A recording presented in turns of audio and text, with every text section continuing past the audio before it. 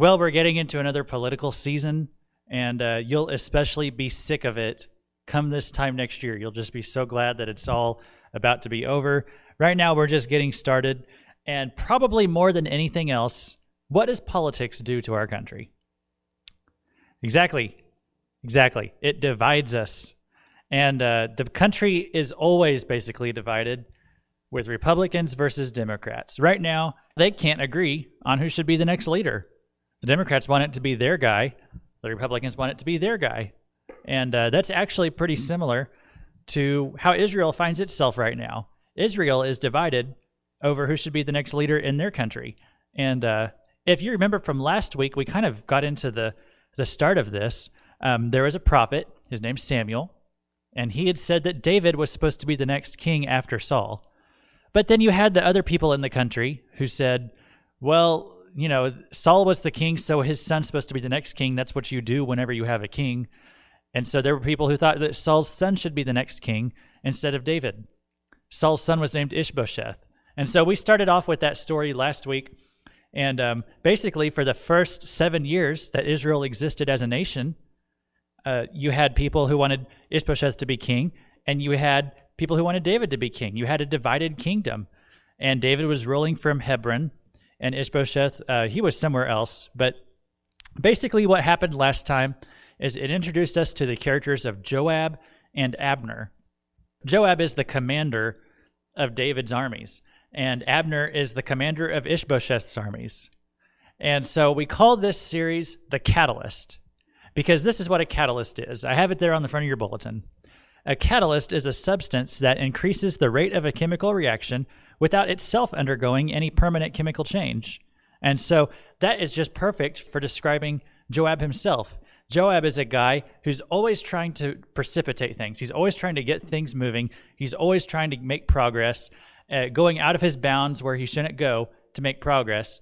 And yet he himself never learns a lesson from it and has a personal change for himself. He keeps making the same mistake again, overstepping his bounds, trying to just move things along, always thinking that he knows best. And so that's a perfect word to describe Joab. What Joab and Abner did in last week's story, they got together in a secret meeting with their own guys, and they said, let's settle this whole issue over who should be king. And Joab had his guys fight. Abner had his guys fight. The fight went south for Abner's team. Abner took off running, and Joab was there with his two brothers, Abishai and Azael. And Azael just kept chasing after Abner. Abner kept turning around and saying, turn back, Azael. I don't want to hurt you. I don't want to kill you. I don't want to have any problems with Joab, so just turn around and run away, or else I'm going to kill you if you come any closer. Azael wouldn't listen. And so when he got close, Abner turned around, stabbed him in the gut with a spear, and then Abner got away. Azael was dead. Okay, so the story this time, the kingdom has been divided for about 7 years, and Abner's starting to think that, maybe Ish-Bosheth shouldn't be king after all. Ish-Bosheth, he was just basically a very cowardly man. He was a very weak leader. He's just not a very good leader. But meanwhile, everyone who's over there following David, well, they seem to be pretty happy. And so Abner starts thinking, maybe we just need to put the kingdom all under one roof and turn it all over to David. Things basically hit kind of a boiling point whenever Ish-Bosheth accuses Abner of sleeping with his wife. He comes to Abner and he says, hey, have you been sleeping with my wife? And Abner just gets really angry about that, and he just says, I've been loyal to you, I've been loyal to your house, and you just throw these accusations at be careful, guys, whenever you accuse someone, because whenever you accuse somebody, you're showing them that you don't really trust them. And so you better be pretty sure about what you're accusing them of before you bring it to them. And what happens here is that Abner just gets mad, and he says, you know what, I've been loyal to you all this time, Ish-Bosheth, and here you are accusing me of committing adultery with your wife or having an affair with her. And he says, you know what, that's it.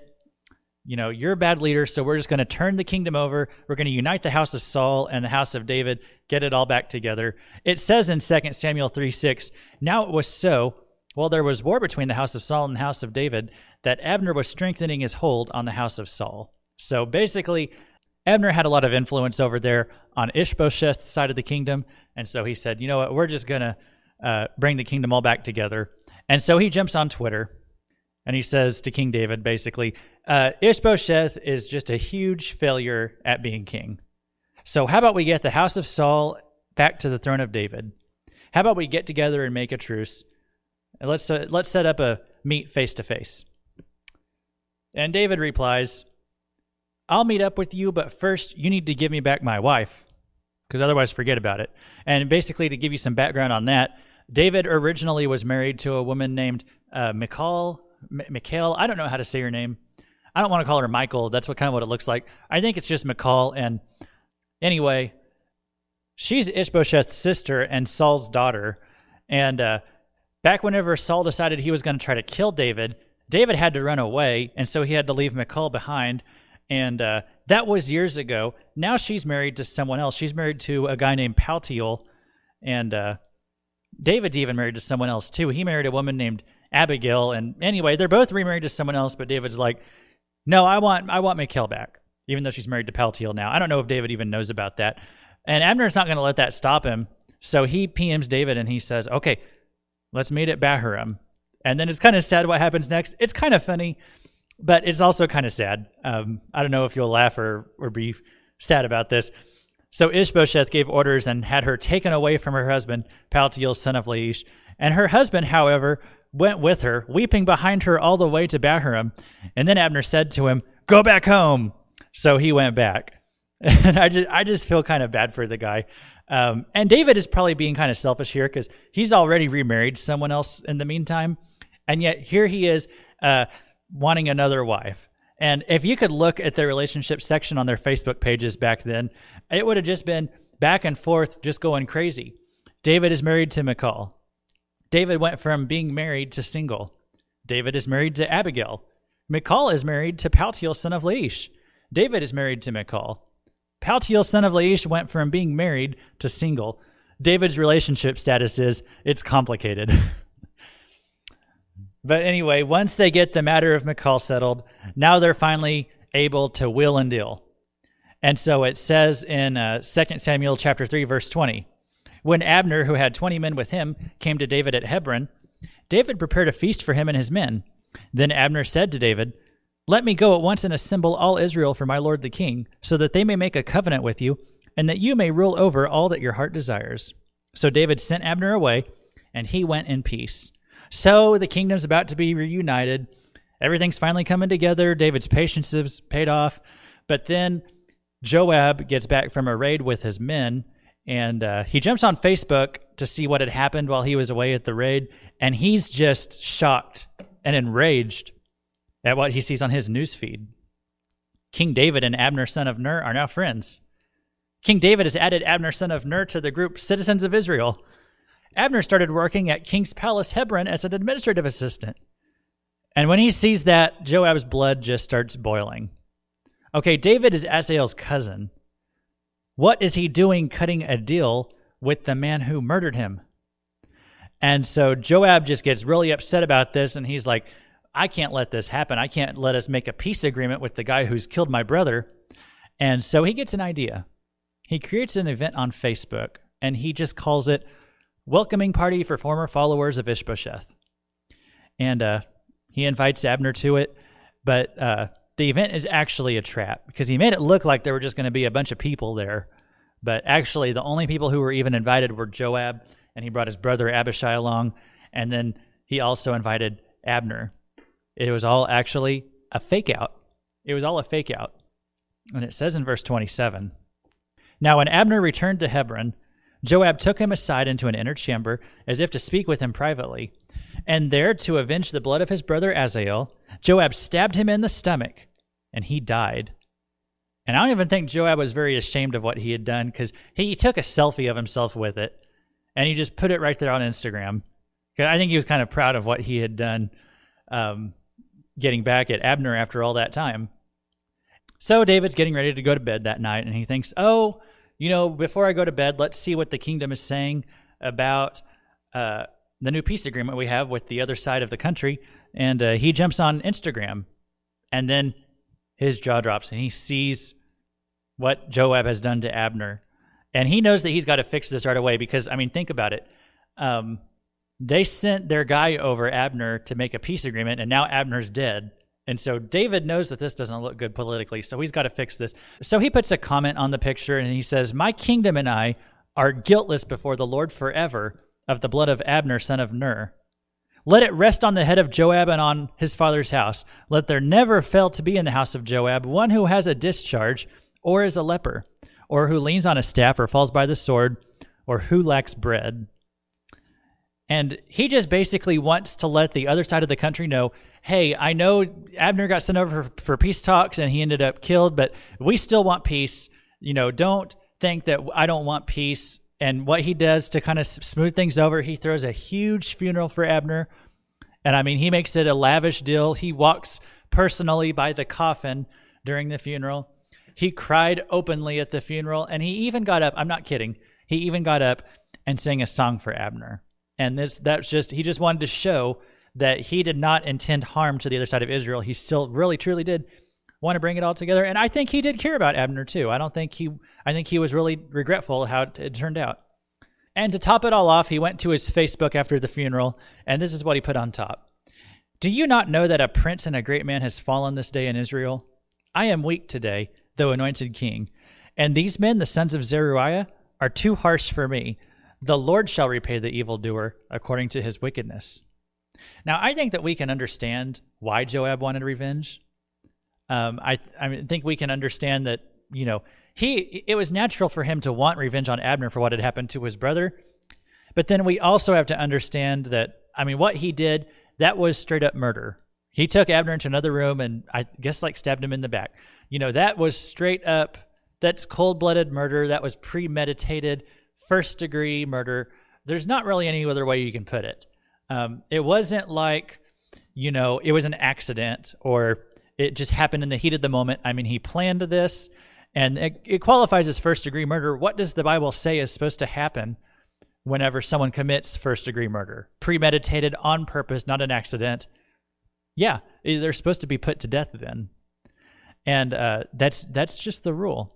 And it's not a secret that Joab had done this. He put it on Instagram. David knew about it. Everyone knew about it. So this isn't like a secret or anything.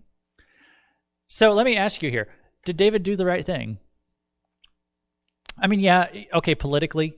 He did awesome politically because this terrible thing happened. It could have ruined the whole peace agreement, and he smoothed it back over and made things right. But did he go all the way to doing the right thing? I want to say that he didn't, because ultimately it falls on the king to enact justice. Sometimes we don't want to take responsibility and do the right thing whenever we have the right thing to do, whenever we have a job to do. And we'll make excuses. What are some excuses that we say? We say something like, oh, well, someone else will probably do it. And we try to take the responsibility off of ourselves and just put it on someone else. We'll say, that's someone else's job. One thing that people do a lot is they'll say, well, I'm sorry, but, and they'll say this and that. And they'll just basically say, I'm sorry, but, and then they'll have a million excuses for why they didn't do what they were supposed to do, why they didn't take the responsibility to do the right thing. And that whenever you have to have an excuse, whenever you say you're sorry, you probably aren't actually sorry. Here's how you know if you're actually sorry for doing something wrong. You ask yourself, okay, if I was going to be put in the same position tomorrow, the same circumstances as whatever I did wrong before, if I was going to be in those same circumstances again tomorrow, would I do the same thing again? And if the answer is yes, if you'd still do it, then I don't think you're really sorry. I don't think you've really repented then. Another way that we try to take away responsibility is just from denial. We say, oh, it wasn't as bad. It's not as bad as I thought, or it's not as bad as you think it is. It's not really that bad. Okay, I did wrong, but it's not like one of the really bad things. I didn't. Maybe I did do a bad thing, but I'm not one of those really bad people. I'm a good person. I just made a mistake. And we just kind of go into denial and just try to make it, well, yeah, I did something wrong, but it wasn't as bad as I thought, or it wasn't as bad as you thought it was.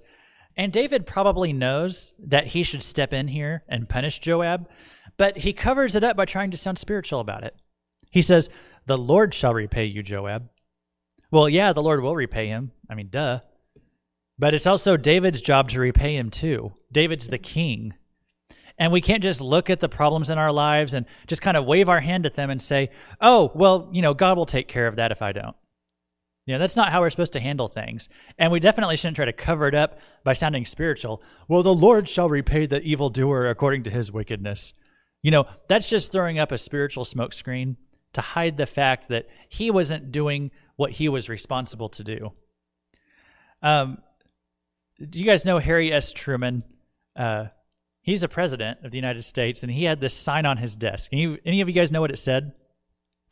Good job. Yeah, the buck stops here. It says the buck stops here. And what does that mean? That means that, he's the president of the United States.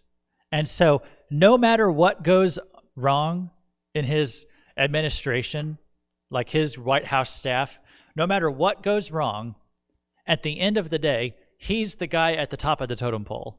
And so at the end of the day, it's his responsibility to do the right thing. It's the buck stops here. That means, at the end of the day, he can't just blame it on somebody else. That's what people do in politics nowadays. Oh, if something has gone wrong, they just try to find somebody lower on the totem pole that they can pin the problem on and say, oh, it was that guy's fault. We'll fire him. We'll get rid of him. We'll put him away. They try to pin it on someone else and avoid taking responsibility for it. But that's not how Harry S. Truman did it. He said, the buck stops here. At the end of the day, it's my fault. And I'll step up and take responsibility for it. And I like that. And so the lesson here is, when it's your job to do the right thing, just take responsibility for it. Don't try to cover it up with excuses. Definitely don't try to cover it up with false spirituality. You see, what happened here is Joab wasn't disciplined at all by David. So he just keeps being a catalyst. He keeps shaking up the status quo, but he himself is not changing. I do have some good news, though. Can we end with some good news? The good news is David is not my king. David's not my king. Jesus is my king. And Jesus is a good king. Jesus is a much better king than David was. Jesus is much more loving and gracious than any earthly ruler. But he's also more just and fair than any earthly ruler too. So what Jesus will do is, at the end of the day, he will always make sure justice is done. The downside is, for most people, justice is hell. That's the sad truth, is that for most people, justice is hell. But for us, he took that away from us. He took the justice on himself that we deserved, because he's a good king. He's the perfect king. And that's the king that we look to. We don't look to be like David. We want to be like Jesus and take responsibility to make sure justice is always done in our lives where we have the power to do it. It's true that the Lord shall repay the evildoer according to his wickedness. That is true. But if it's our responsibility to take that responsibility to make sure that happens, don't neglect to do that too. You know what it said on Harry S. Truman's, the sign on his desk, on the other side of it? Do you know what he put? No, he put, I'm from Missouri. And so I'll just leave us with that thought today. The buck stops here, and I'm from Missouri.